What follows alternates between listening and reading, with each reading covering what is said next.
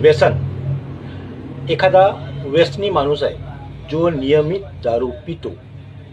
त्याच्या बायकोला काय वाटते की माझा नवरा दारू सोडावा, आणि ती त्याच्याविषयी आठवण्यात प्रयत्न सुद्धा करते की नवऱ्यानं दारू सोडावी, पण नवरा काही दारू सोडत नाही.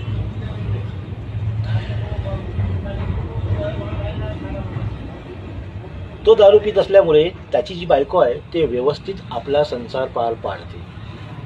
नवरा जर घरी दारू पिऊन आला तर बायकोला चिंता वाटते की यानं जेवला का नाही जेवला.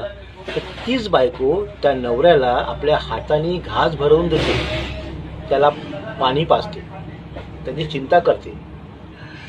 आणि कधी काळी जर नवऱ्याकडे पैसे नसले,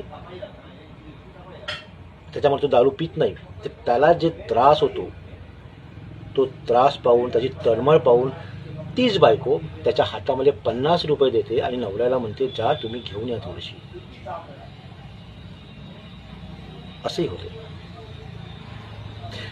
ज्या दारुड्या माणसाची बायको आपला संसार व्यवस्थित पार पाडते, आणि असेही काही लोक आहेत ज्या लोकांना साधं इलायचीचा सुद्धा शौक नाही, व्यसन नाही, त्या माणसाच्या बायका त्यांना डिवोर्स देतात.